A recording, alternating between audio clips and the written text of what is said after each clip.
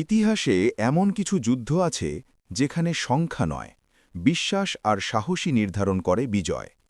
মাত্র ৩১৩ জন বনাম প্রায় ১,০০০ সৈন্য, তবুও বিজয়ী হয়েছিল দুর্বল পক্ষ। এই অবিশ্বাস্য ঘটনার নাম বদরের যুদ্ধ।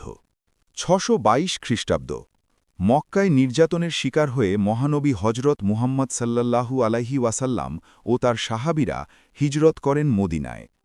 মদিনায় গড়ে ওঠে নতুন এক সমাজ, কিন্তু বিপদ তখনও কাটেনি। মক্কার কুরাইশরা মুসলিমদের শক্তিবৃদ্ধি মেনে নিতে পারেনি।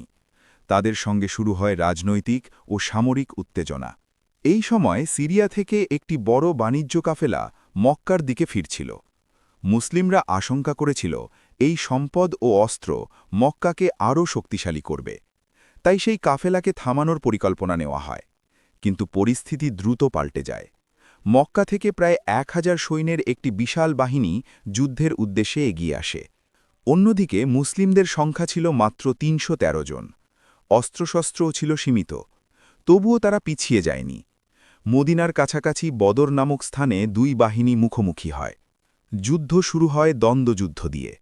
মুসলিমদের বীর যোদ্ধারা সাহসিকতার সাথে শত্রুপক্ষের প্রধান যোদ্ধাদের পরাজিত করেন। এরপর শুরু হয় পূর্ণাঙ্গ সংঘর্ষ। মহানবী সাল্লাল্লাহু আলাইহি ওয়াসাল্লাম তার সাহাবীদের ধৈর্য, শৃঙ্খলা ও সাহস বজায় রাখতে নির্দেশ দেন। সবাই একসাথে এক লক্ষ্য নিয়ে এগিয়ে যায়। যুদ্ধ চলতে থাকে তীব্রভাবে। সংখ্যায় কম হলেও মুসলিমদের মনোবল ছিল অটুট। এক পর্যায়ে কুরাইশদের প্রধান নেতারা নিহত হয়। তাদের বাহিনীতে নেমে আসে বিশৃঙ্খলা। অবশেষে তারা যুদ্ধক্ষেত্র ছেড়ে পালাতে বাধ্য হয়। এই যুদ্ধে কুরাইশদের প্রায় ৭০ জন নিহত হয় এবং অনেকেই বন্দী হয়। অন্যদিকে মুসলিমদের ১৪ জন শহীদ হন। সংখ্যায় ছোট হলেও এই বিজয় ছিল ঐতিহাসিক। বদরের যুদ্ধ আমাদের শেখায়, শক্তি শুধু সংখ্যায় নয়, বিশ্বাস, ধৈর্য এবং ঐক্যেই আসল শক্তি লুকিয়ে থাকে। এই যুদ্ধ ইসলামের ইতিহাসে এক নতুন অধ্যায়ের সূচনা করে।